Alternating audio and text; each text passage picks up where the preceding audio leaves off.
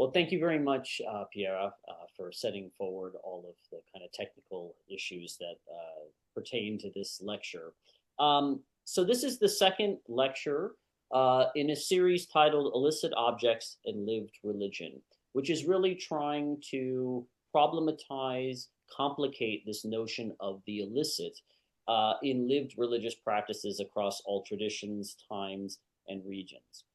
And so we're very, very happy to have a presentation tonight by Giovanna Capponi, who is an assistant professor of anthropology and sociology at the State University of Rio de Janeiro. Her work focuses on religion, ecology, and more than human relations.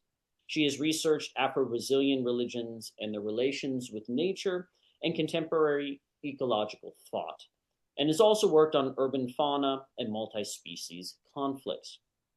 Today, Giovanna will be presenting a paper titled Contra-axe, the construction of prohibitions in Afro-Brazilian Candomblé. Giovanna? Okay. Hi, everyone, and thank you very much again, Piera and Joseph, for inviting me. I hope you can see my slides. Yes, okay.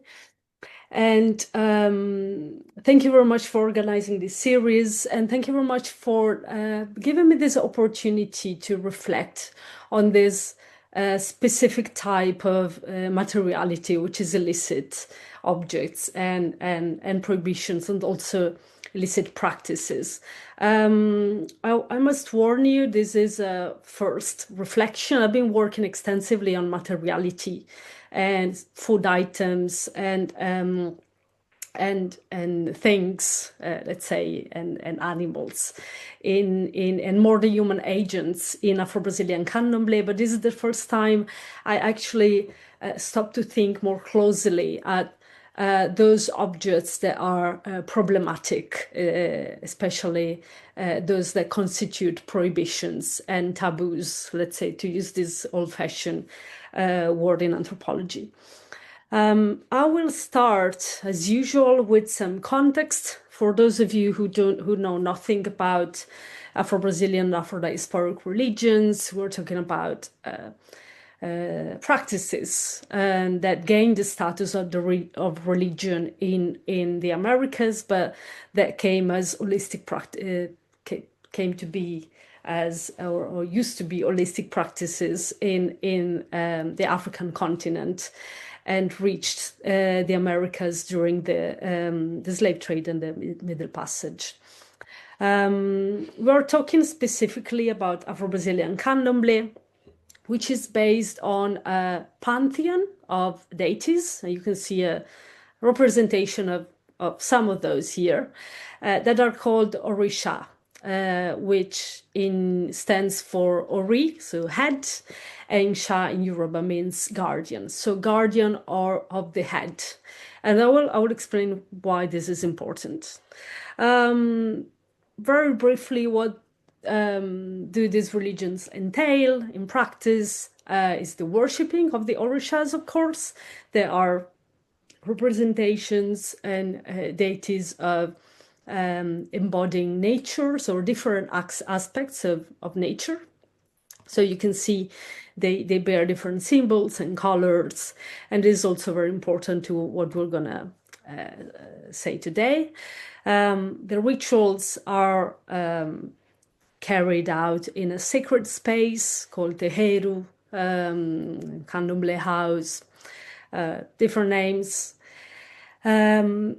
Rituals entail the manipulation of axé, which is the sacred energy, and this is done through sacrificial practices, offerings, and other elaborated ceremonies, which include ritual dance and transpossession. The notion of axé is important also because, as from the title of my presentation, all the things that are considered prohibitions are considered to be contra-axé, which means against axé. And so while the whole process of belonging and becoming a follower of Candomblé religion starts with initiating oneself to a specific deity. And this process and this relationship is all about cultivating this relationship with the specific deity, with the personal deity, and cultivating the sacred energy. So let's imagine Ashi as not something spiritual, not something immaterial, but something immanent in the world, something embedded in tastes and colors and senses and material objects and natural elements as well. So let's say Yemanja, the goddess of the sea, is not just a representation, but the sea, the ocean, carries the energy, the ashe of this specific deity, together with some colors, some food items, etc. So what the novice, what the initiate should do along his or her life is to continue cultivating this relationship and ensuring the ashe, the sacred energy, flows correctly without any problems, without any impediment between the body of the one's own body and the deity. So actually, most of the prohibitions revolve around this specific relation. So, for example, those who are initiated and carry the energy of Oshosi, the deity of honey, of hunting, should not eat honey, because there is a myth that says that Oshosi had a problem with bees, therefore honey for them is forbidden. Most initiates should not or should never wear black clothes as a form of respect to a particular deity, Oshala, who wears white and doesn't stand dark colors. So especially those who are particularly devoted to Oshala should never wear black clothes, and so on. So we can see some of these prohibitions are really related and some to this specific relationship, very individual relationship with one's own orixá. Some other prohibitions revolve around the position in the hierarchy. Candomblé communities and are formed in a very specific social structure, very hierarchical one, in which junior members should not do certain things. So the juniority and the position, the hierarchy, plays a role in shaping this prohibition.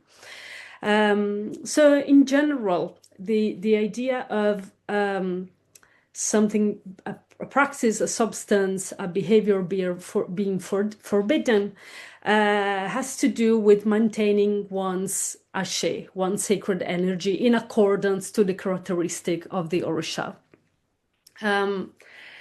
Here we engage with materiality, substances, colors, food items, as mediators, as part of a sensorial engagement.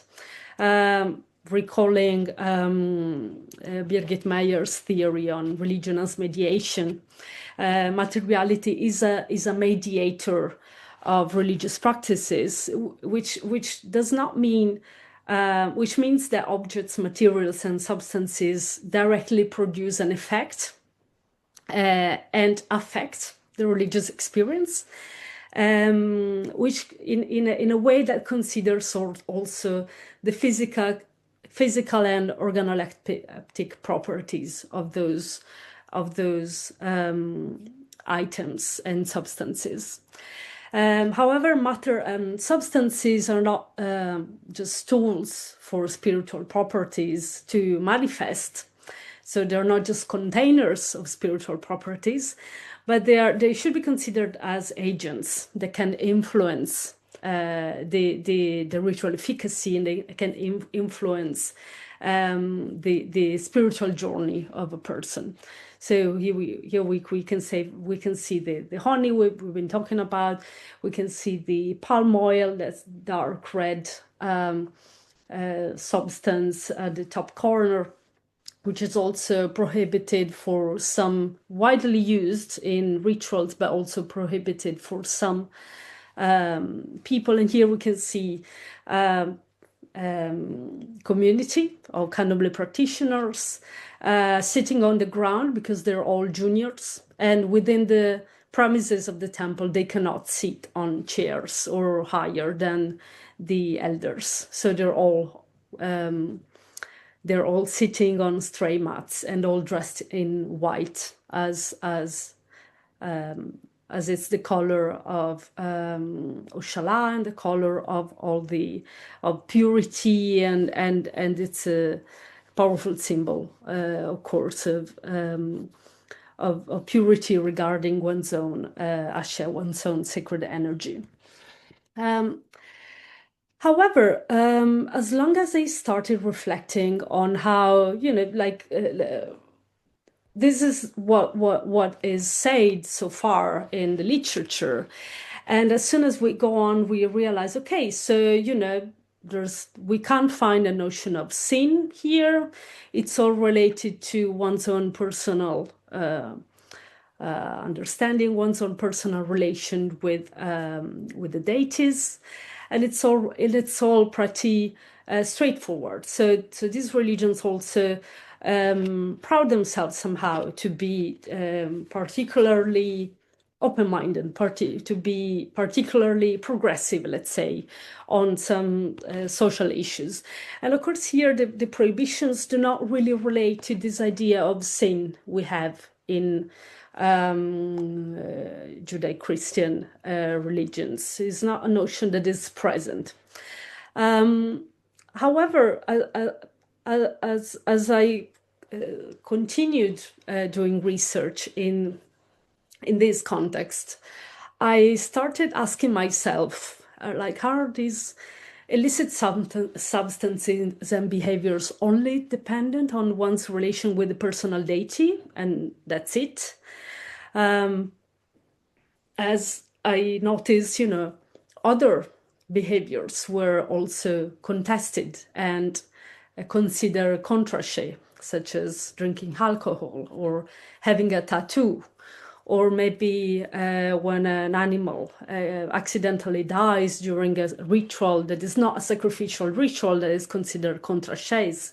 It's against ashe, it's against life. Or having a tattoo, some people considered it against contra-axé, like interrupting the relation, the body relation, the very corporeal relation between the deity and the novice, especially during transpossession.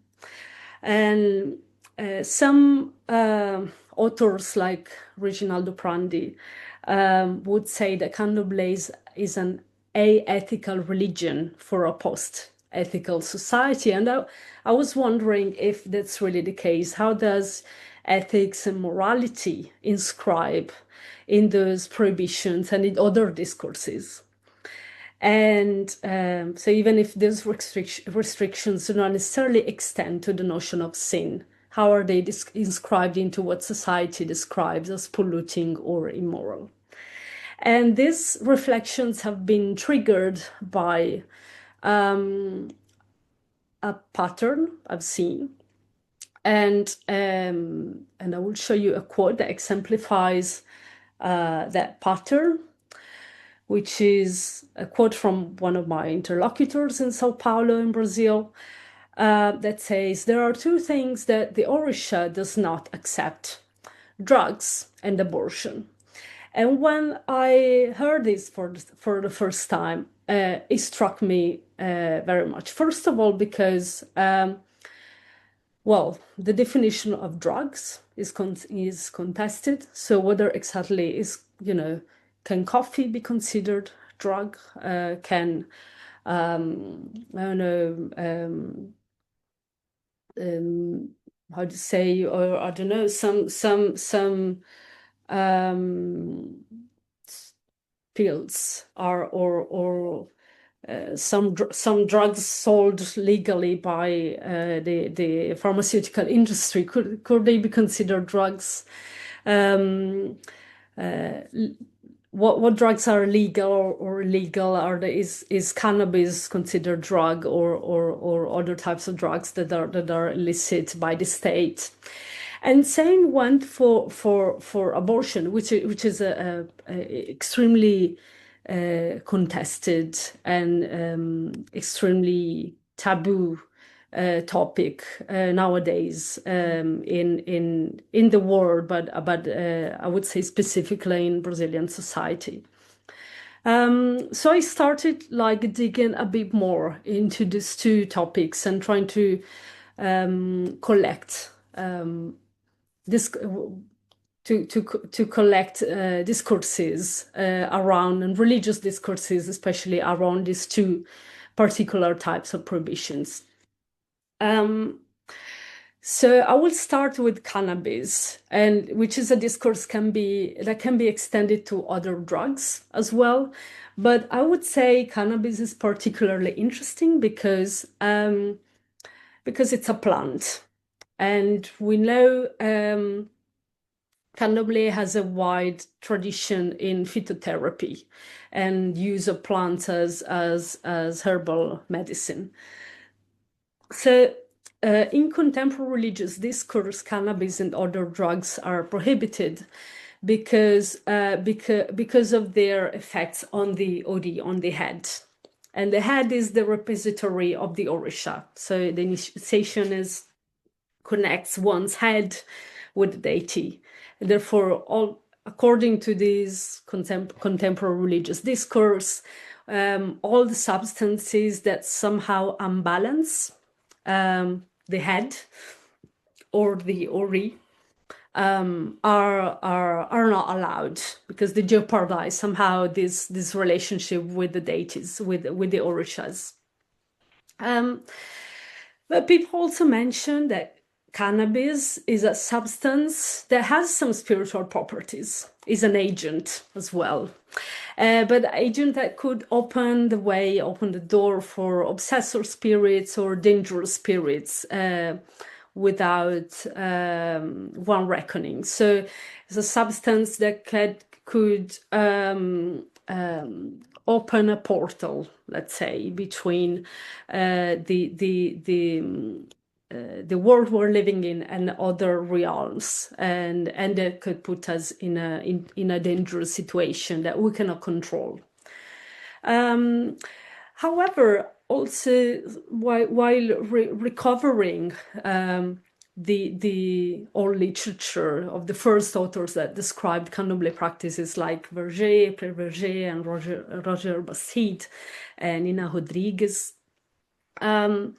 I realized some of them described Candomblé rituals and associated the consumption of cannabis to the rituality of Black enslaved people. And even in Nina Rodrigues' account, smoking cannabis was a way to attain spiritual trance. So Nina Rodrigues associates the consumption of cannabis to transpossession. However, we should bear in mind that in his view, the spiritual experience was completely pathologized, was a form of hysteria, or even a demoniac possession, a devil possession. So he was a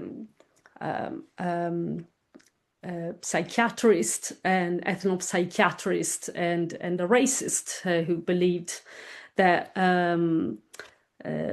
the presence of Black enslaved people was there to degenerate the Brazilian society. Therefore, I found it interesting, especially since in my field, but it's renowned that transpossession is not attained through any sort of substance in Afro-Brazilian rituals. It struck me a little bit to see cannabis being mentioned in that particular setting. Contemporary authors actually highlight how these mediatic discourses, which associated cannabis use with the customs and practices of enslaved people, were happening at the same time of the criminalization of the practices of curandeiras, benzedeiras, and other Afro-Brazilian or derived healing practices. So we're talking about figures who were, let's say, traditional healers, for the lack of better word. So people who had a deep understanding of phytotherapy, people who had a deep understanding of healing, both physical healing and spiritual healing. And that in this historical context, we're talking about the 19th century, were considered either charlatans or sorcerers. I think it's very interesting when we look at the criminalization of those practices and these accusations of sorcery, that, whenever you talk about someone who, I don't know, prepares a medicine or remedy or something that does not work, it's a charlatan. But if it's a scam, so it's someone who's faking to be a medical practitioner, let's say. But when the whatever they're preparing, the substance they're preparing has an effect, then it's sorcery. So there's a sort of a recognition. The state sort of recognizes the effect, the efficacy of these practices one way or another, but has different ways of targeting them and make them illicit or problematic.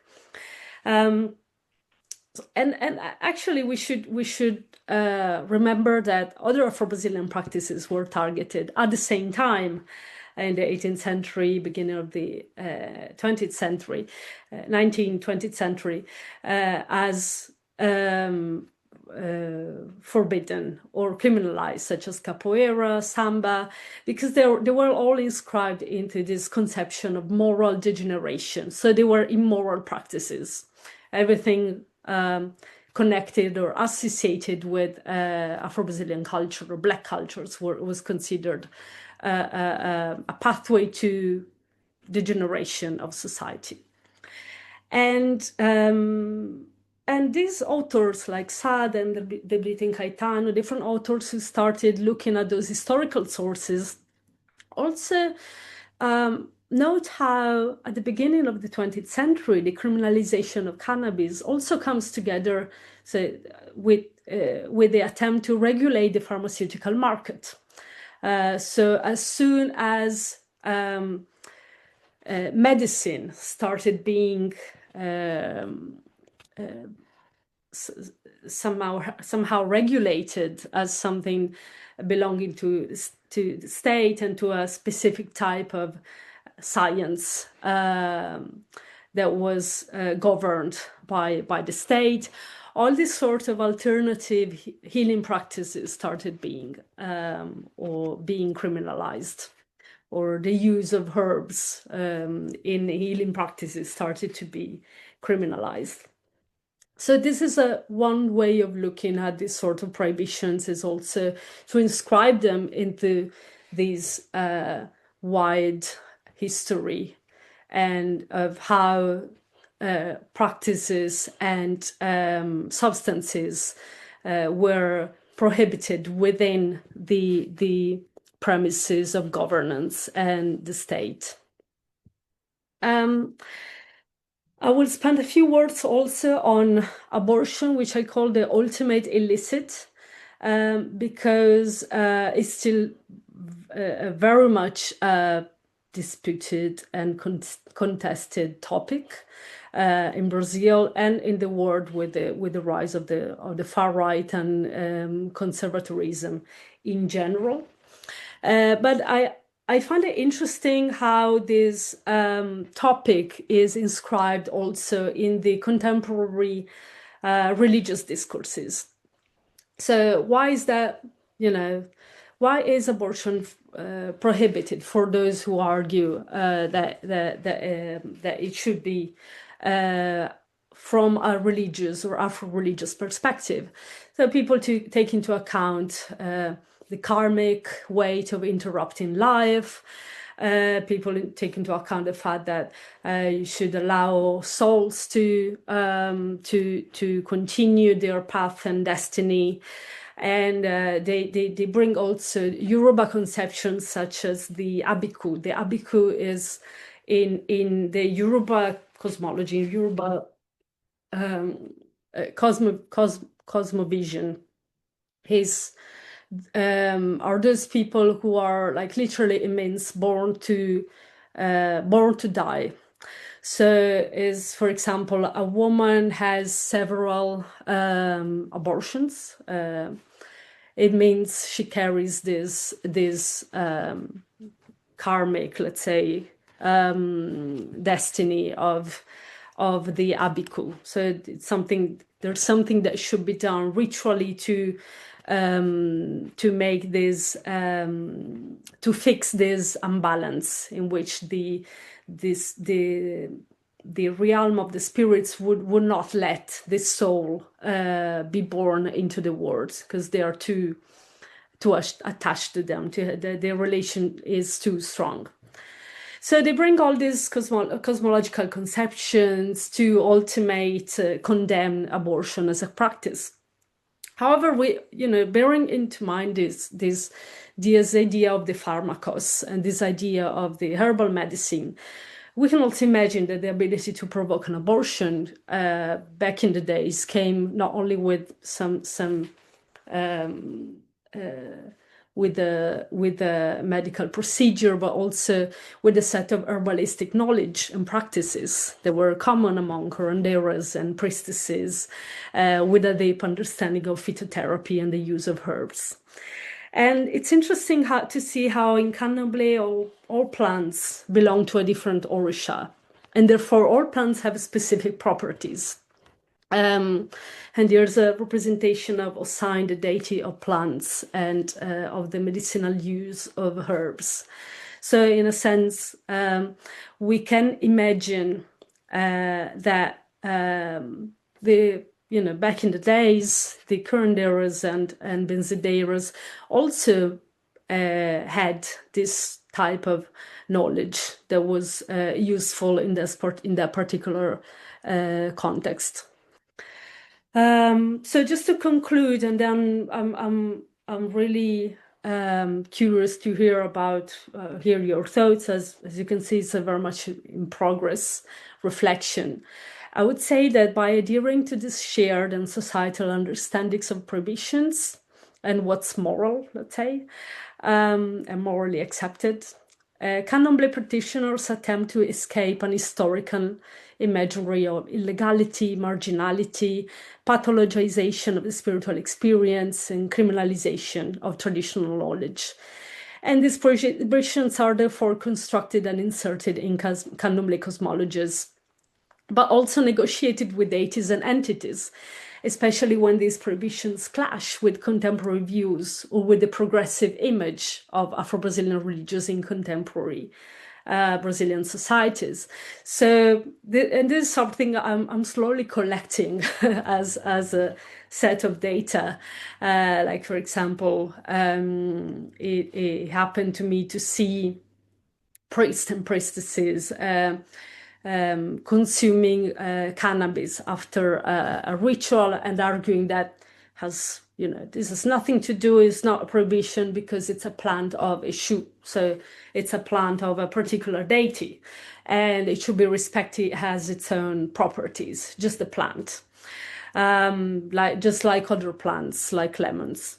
or reinterpreting myths such as the myths of Oshun, who's the deity of fertility, who, according to a reinterpretation of a myth, which I've been collecting very recently, had an abortion so that he could, because he wasn't he didn't want to submit to the will of his husband Shango.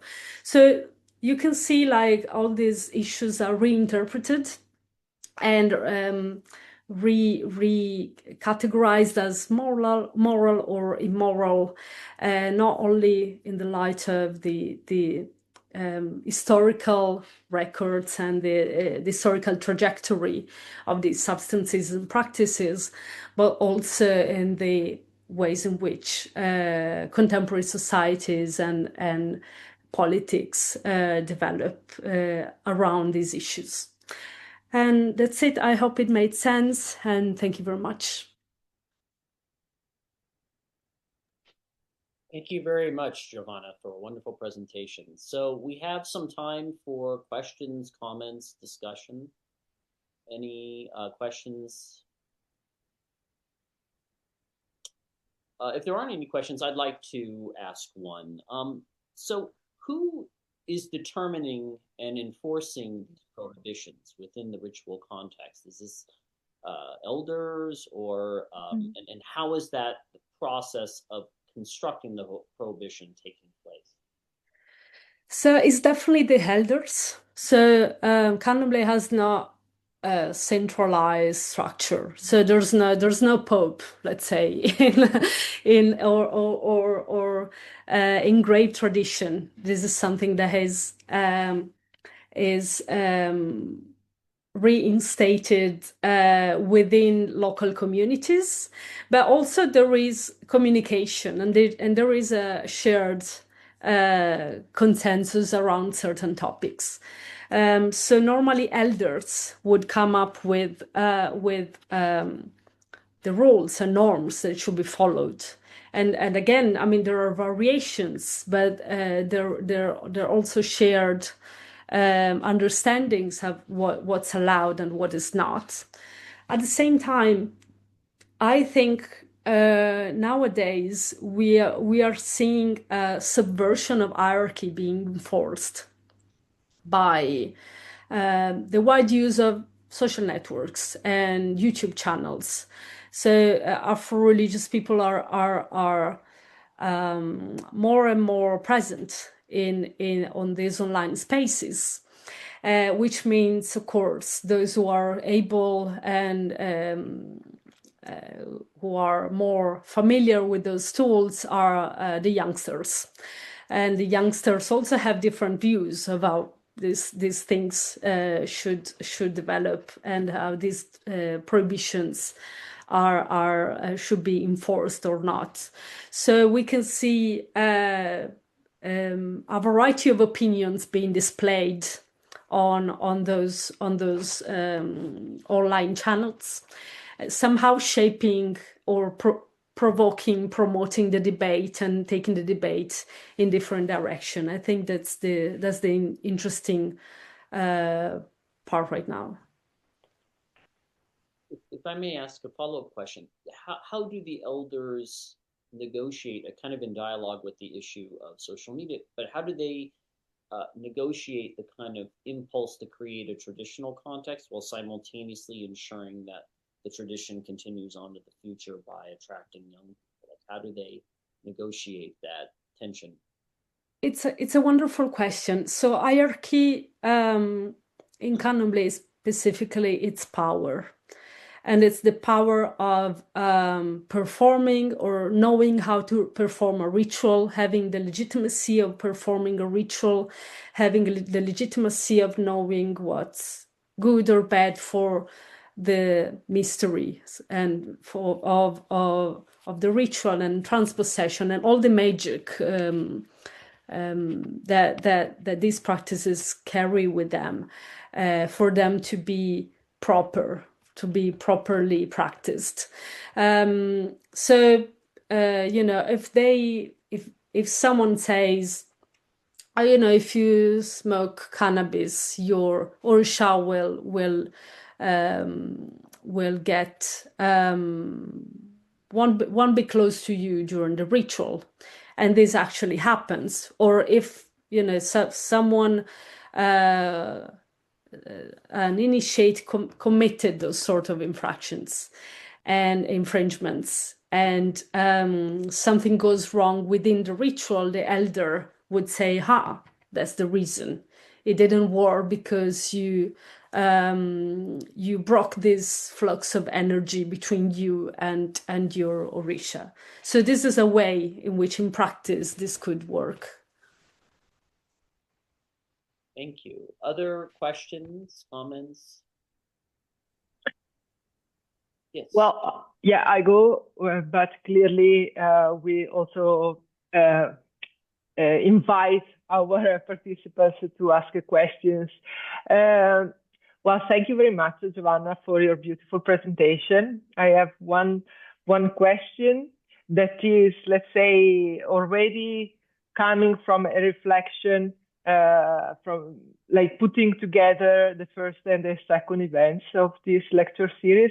In the last, in the first event, what emerged is that the illicit is in a certain way contextual. And now you are also putting the attention on another aspect, that is the relationship. And so like the illicit is also in a certain way relational, right? It is connected to relational, to the relational dimension, both with the deities and people. So my question is also how, in a certain way, within the community, within the group, people react or behave in front of an illicit behavior that could be eating certain food. Like how there are kind of frictions is something that depends only on the personal dimension. There are judgments, because I imagine there is clearly a hierarchical dimension. That is when the Mãe do Santo, the mother of your saint, let's say, but also maybe between peers, right? And then I will have another question if there is time. So thank you. That's a wonderful question. Yes, it is very much relational. And what I've noticed among peers is that the discourse is, okay, I will break this prohibition, and I will bear the consequences. It's something between me and my orisha. So if I eat something that I shouldn't, if I do something that I shouldn't do, it's my own responsibility. It's like doing something, it's like eating a food that makes you feel ill. It's like eating something you're intolerant to. It's described as something similar. So like eating cheese for a lactose intolerant, and go like, well, yeah, okay, I'll go into troubles afterwards, but I will bear the consequences. Then, of course, when these prohibitions happen among or they are displayed in the hierarchical setting, it's a completely different matter, because, as I've said, ensuring that your community or your sons and daughters within the religious community, the people you initiated and you trained, let's say, to be good practitioners, good religious practitioners, comply with the rules, becomes a matter of reputation, a personal reputation. So what people would say if the people who come or attend my own community, my own temple, go around smoking and being drunk and taking drugs. You know, they would say, I'm not serious enough. They would say, I'm not, they would say, this place is a place of traffic. This place is a place where illegal things happen. So I think the one particular topic here is, one particular issue here is reputation. It's, the collective image of the group that is already oppressed by racialized Exactly. racialized Brazilian society, let's say. Exactly. Well, depends. If I have if I have time for another question, my question was related also to this. I'm not sure if I understood well that cannabis is or became a plant of issue, because the issue, maybe for the people that are not familiar with the Afro-Brazilian pantheon, is a very ambivalent deity. He is related to the beginnings, to the movement, but also to sexuality, to transgression in a certain way. And it was really rendered by Catholic, Brazilian Catholicism as the devil. So there is one of the orixá, even though some clearly there is the idea of Eshu is an orixá or is not an orixá. This is another point, but the idea, he is the one that is the most transgressive and and so I think, is this plant then kind of given to Eshu as the deity related to also altered state of consciousness and the trance, right? Because Eshu is this deity. But so then cannabis is allowed when Eshu is worshipped at the beginning of rituals, or? Yeah, so the ambivalent, so yeah, Eshu is the typical trickster. So he's, as I said, he's very ambivalent. He's absolutely necessary to as the messenger of the gods, so he's worshipped at the beginning of every ritual, etc. But it can also create troubles. So in some traditions, Eshu must be worshipped, but also must be tamed. So for some practitioners, using cannabis as a plant of Eshu means sort of unleashing all the powers of Eshu that can be extremely unruly.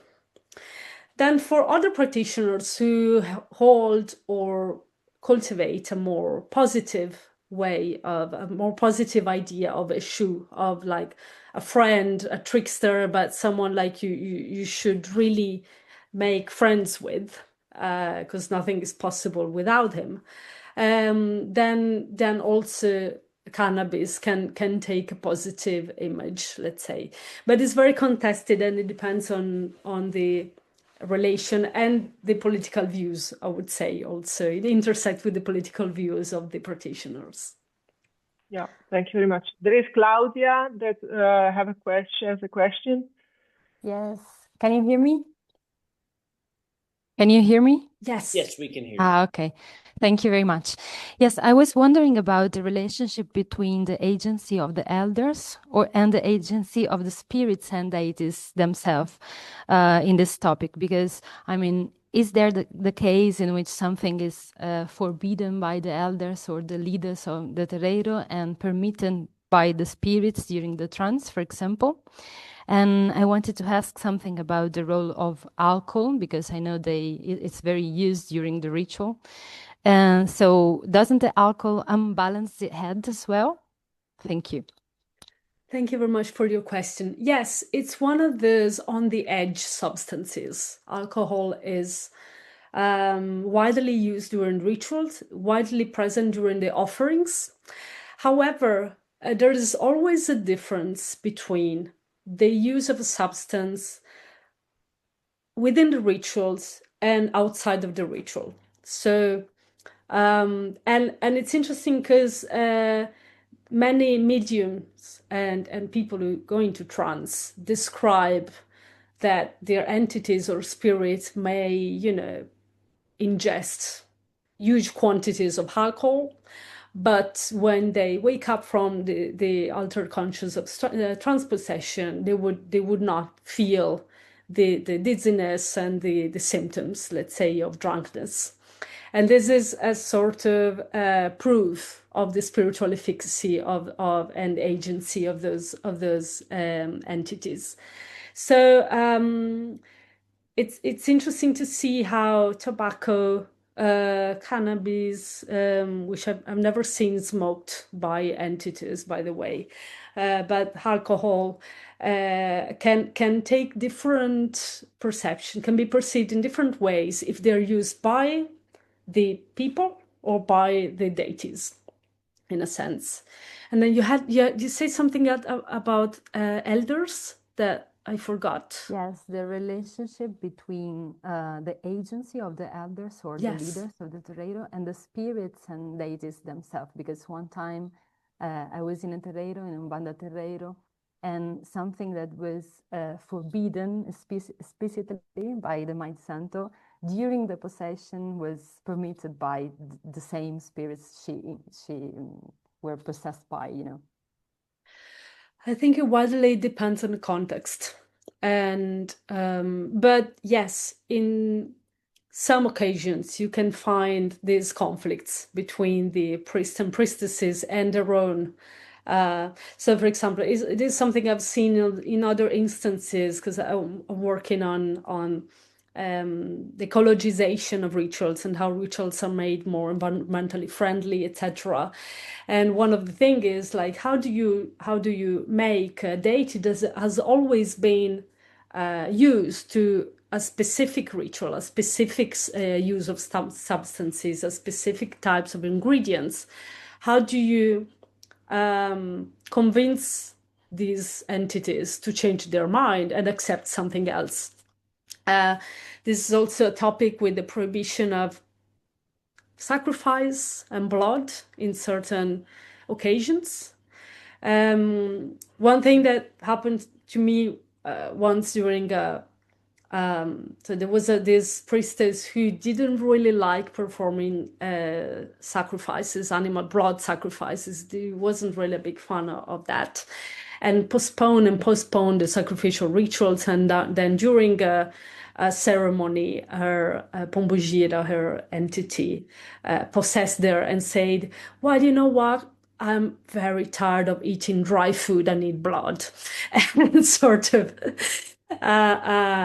unveiled the fact that the priestess did not perform the rituals as she supposed to, and therefore she had to make amends and organize a ceremony in which they finally had animal sacrifice. So you always have this sort of conflicts, and they really depend, they're really contextual. Thank you. Thank you. Other questions or comments? Well, I think we can thank our speaker for a wonderful presentation, followed by a great conversation. So thank you very much, Giovanna. Thank you very much for the invitation, for inviting me, and thank you very much for those who listened and stayed with us till the end. And thank you very much, Giovanna. We will be having future events in this lecture series, and so those events will be on listed on the site for the Center for the Study of Lived Religion.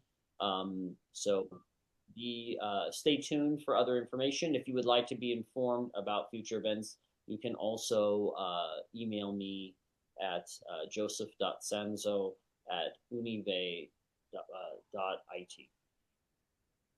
Thank you, everyone.